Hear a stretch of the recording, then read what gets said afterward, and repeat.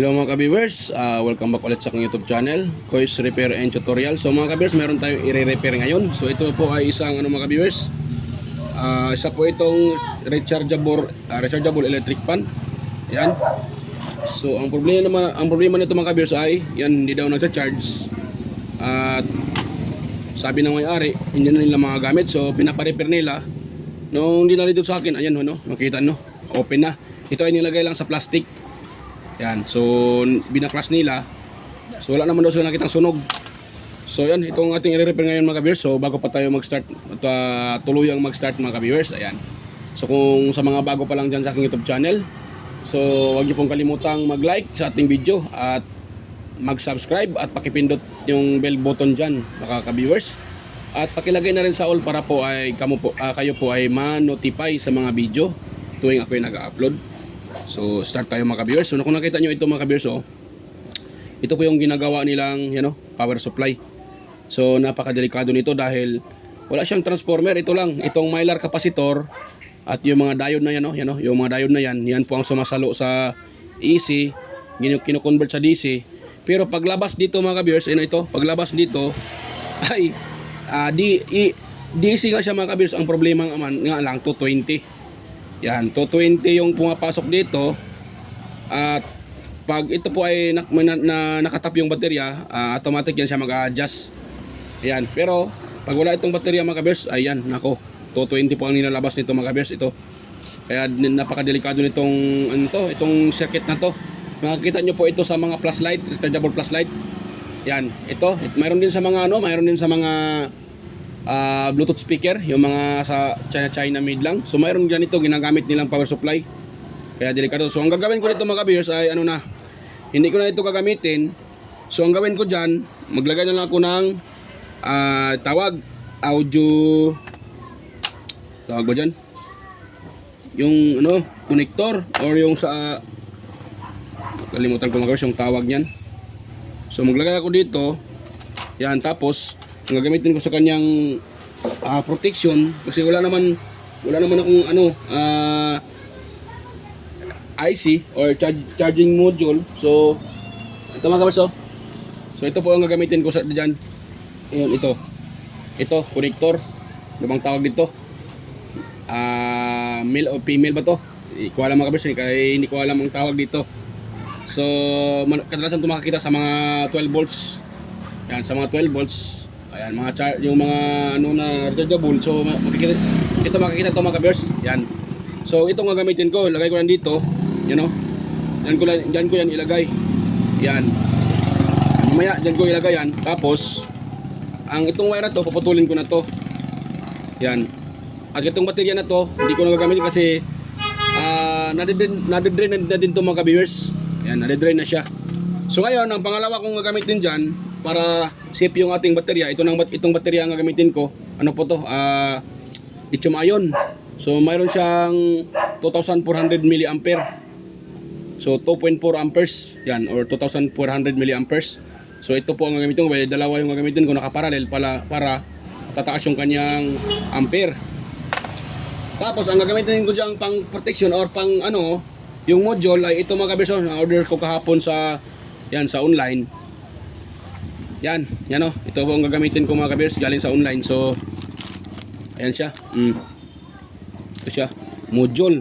Ito po ang tinatawag nilang TP5100 charging module mga ka-viewers. Ayan, para safe na safe yung ating baterya. So ito yung gagamitin ko diyan mga ka-viewers. Yan So i-open natin mga ka-viewers para safe na safe yung baterya natin. Yan ito siya. So ito siya, mayroon siyang, ang input niya mga ka-viewers ay 5 volts hanggang 18 ang kaya nitong i-input.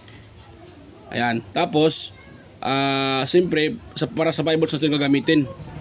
Yan, so may nakalagay dito mga ka-viewers na saan yan? Dalawang ilaw na yan. Hindi kita, yan yan, yung dalawang lead na yan, dalawang ilaw yan. So kung blue, ibig sabihin full charge, or kung walang baterya, magbo-blue yan. Mali. Kung naka-input to siya, may naka-input dito na voltahe, plug natin, in-inputan mo siya ng 5 volts. Yan. So magkukulay blue ito mga ka-viewers. Ang kukulay blue, magkukulay red. Blue na naman ako, kagwang talaga. magkukulay red siya mga viewers. Ayan. Pag na full charge na yung baterya, automatic naman siyang magkukulay blue. Ayan. O kung sakaling walang baterya, so magkukulay blue pa rin yung kanyang ano mga viewers. Ayan. Ayan. So, ngayon, ang paglaga naman nito, ayan, ayaw mag-focus ating camera, kagwang So, kung nakita nyo yan mga viewers, yung may nakalagay na B. So, ito, para sa baterya po ito, para output ng mga viewers. Ayan, sa output yan. Itong dito, yan yung dalawang yan, yan po yung ating input mga viewers. Ayan. So, input yan. So, may nakalagay naman sa likod, Yan may nakalagay sa likod. Kagwang tong ano ko, ayaw mag-focus, Ayan, Ay, focus to, Ayan mga kabers, Ayan. Standby, LED, charging, at saka bin. So, ito nakalagay na bin plus, yan po ang ating input positive. Yung nakalagay na BIN, yun po ating input negative. So, dito naman sa may nakalagay na B plus at saka B negative, so ito po yung ating output papuntang baterya. So, yung dalawang yan mga ka-viewers. So, yan. So, ngayon, gagawin natin dito. Yan. Hindi pala, mayroon pa pala hindi ko na ano sa inyo. So, ito pala mga ka-viewers ay ano siya, mayroon siyang overcharge protection at saka mayroon din siyang ano tatawag nilang overcharge at saka undercharge ba yung tawag doon. Ayan. So kung for example bababa yung current, current yung laman ng baterya, so hanggang 2.5 ampere 2.5 volts yung ano niya cut off. So kung mag 2.5 automatic ka magka-cut off siya. So hindi na magsusupply yung baterya dahil naka-cut off na siya sa under sa under. Sa over voltage naman, pag nata-charge tayo, so meron din siyang protection sa over voltage, yung tinatawag na over voltage protection. Kung for example, kaya nga mayroon siyang pag napupula yung baterya, nagkukulay blue siya, kina-cut off niya yung supply para hindi ma-overcharge yung ating baterya. Kaya yan po ang ibig sabihin ng mga kabers, hindi ko na alaliman. So sa mga master natin dyan, alam niyo na po ito. So kayo na lang ang umintindi dahil hindi naman tayo gaano ka dito. So hindi naman tayo yung 100% na alam na talaga to. So konti lang din ang alam ko dito mga kabers. So yun ang alam ko, yun po ang sinishare ko sa inyo. So yan. Direct dito mga kabers. So gawin natin dito, ikakat natin tong ito dahil manipis tong kanyang manipis yung kanyang baterya. So hindi ko na to gagamitin mga viewers dahil manipis siya. So kakat ko to mga viewers. At ito tapon na to, wala nang gamit yan. So dito naman sa baterya din, kakat din natin to mga viewers. Ayan.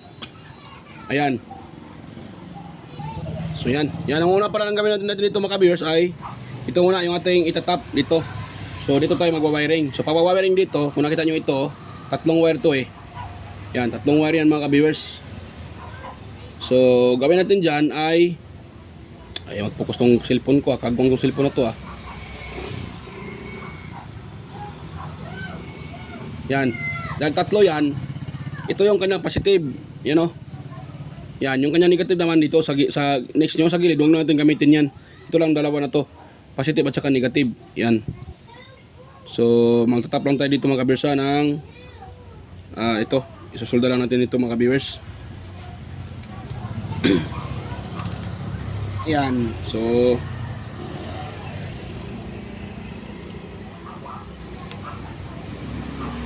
ayun. So kung kayo mga viewers ay meron kayong sirang ganito, huwag niyo itapon. Yan. Huwag niyo nang gamitin yung kanyang power supply, ito na lang gagamitin niyo. Itong ganito, 5100. Dahil ito po ay applicable sa dalawang baterya. So kaya niyo ang i-hold itong dalawang baterya na to at saka bali 2 ampere yung ibinibigay niya. So yan. Kaya medyo mas lamang siya kumpara sa TP4056 module. Kumpara ito. Kung ikumpara natin. Ayan.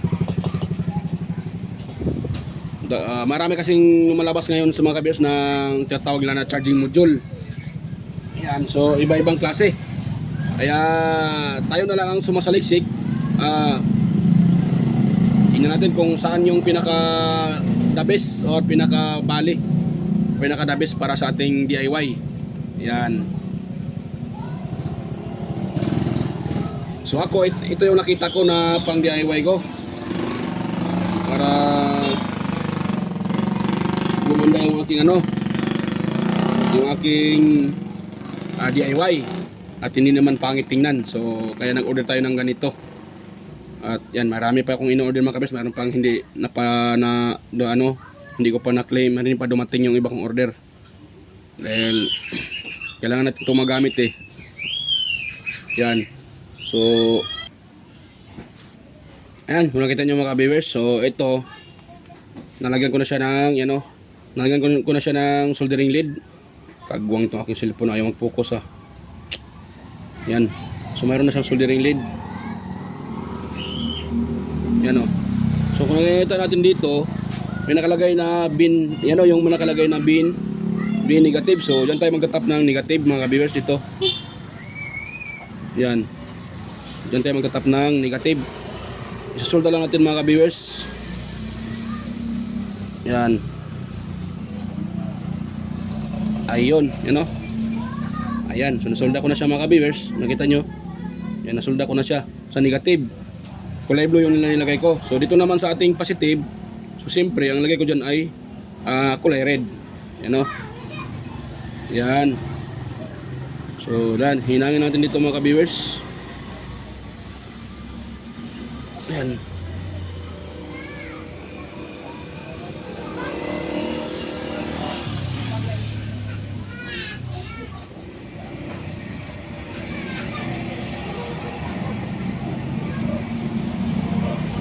Yan, parang nahinang ko pa ata yung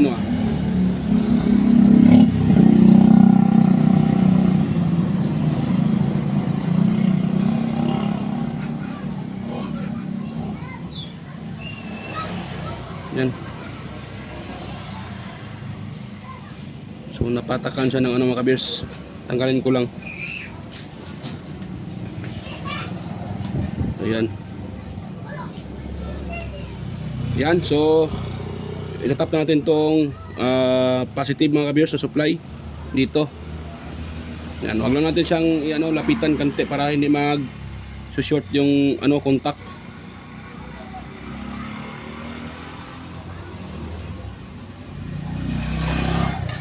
Yan, disclaimer lang mga kabers.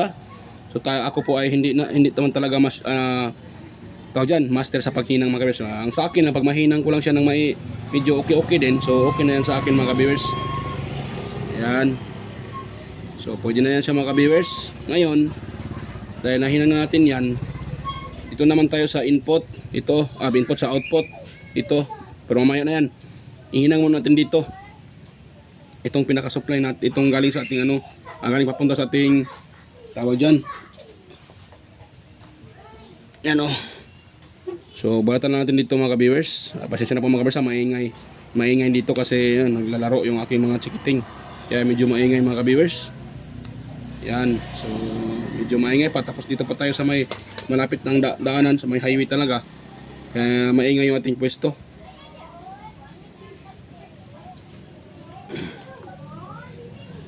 Yan. So yan, patakan ko lang siya mga kabers. Hirap maghinang mga kabers. Totoo lang. Dahil ako naman talaga hindi master sa paghinang. So kaya medyo nahirapan ako sa paghinang. Yan, inaamin ko naman talaga mga kabers na hindi talaga ako marunong maghinang. Yan. Yung sa akin lang, basta mahinang ko lang siya ng medyo okay na yan sa akin. Pero kung gusto nyo ng pang master talaga na paghinang, maraming nag-tutorial dyan mga kabers tungkol sa paghinang. Ayan. So ayan mga kabers. Dito na, hinangin natin siya dito. So yung ating positive, dito natin ihinang. Dito. Yan po ang ating positive mga kabers. Yan o.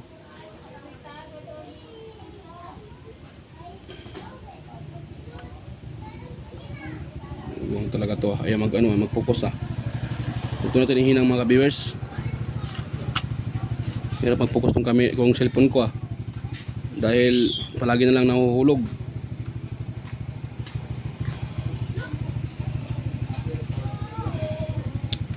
Hirap maghinang Hirap siyang hinangin mga kabers. Yan.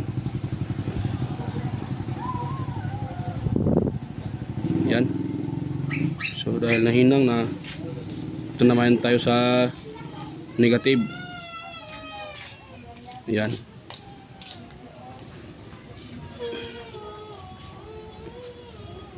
Yun, dito tayo maghinang mga viewers.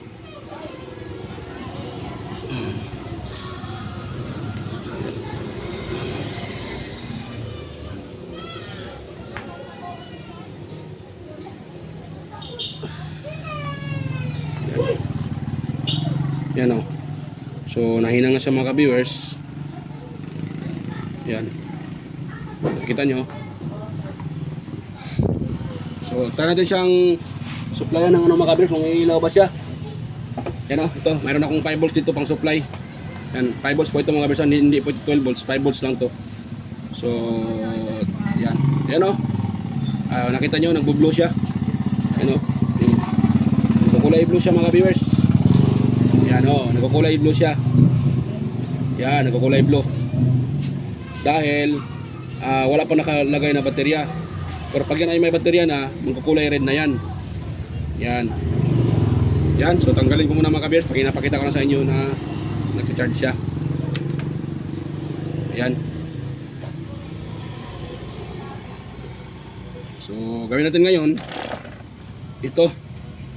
Isasalpak ko to dito, tapos ito maglagay pala ako dito ng mga kabiyers, pangalawang output. Hindi kung aabot pa to dito. Yan, so lagay ko dito mga viewers. Yan, ito yung pangalawang wire na ilagay ko. Ayan po. Yan po mga viewers.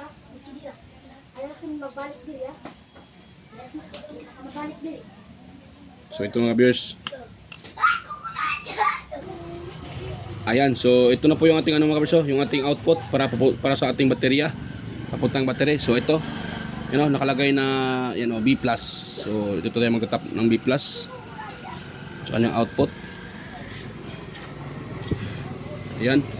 So itong ground niya, tatap din tayo dito ng ito, kanyang negative. Ayan po mga viewers. So tatap tayo dito ng negative.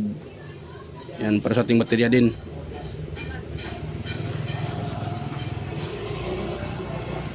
Ayan. Ayan o. O ayan. So okay na yun mga ka-viewers. So mayroon na tayong pang output. So mayroon na tayong pang output dito. Ayan. So itong output natin, nakita nyo mga ka-viewers, papunta tayo dito sa ating baterya. Ito. Ayan o.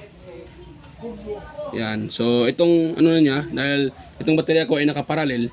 So itong positive na to, yan positive side to eh. So itong positive side, itatap natin dito tong kulay red mga ka-viewers. Dito. Yan. Ayan, so itap natin dyan mga ka-viewers. Yan. So ganun lang kasimple mga ka-viewers.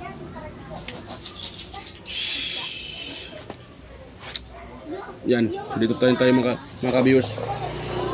Ito tayo magtatap mga ka-viewers ng negative. Ayan, dito tayo.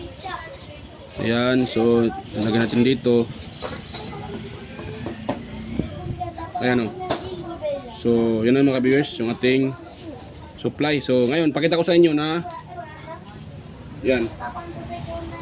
Try natin siyang supplyan uli. Ayan o, nagre-red siya, di ba? Kanina nagkulay blue yan. Ngayon nagre-red na siya dahil meron na tayong nakalagay na naka-input, naka-output, may naka-input na battery, yan o. Galing dito, papunta dito at sa baterya natin. Ngayon dito na tayo magtatap dito uli, papunta dito sa ating main board niya, sa kanyang control. So ayan. Yan, nagcha-charge siya mga viewers. So yan po siya mga viewers. Ayan. Yan, pag ma-pull yan, magkukulay blue yan mga viewers. Yan. Yan. Yan o. So yan po.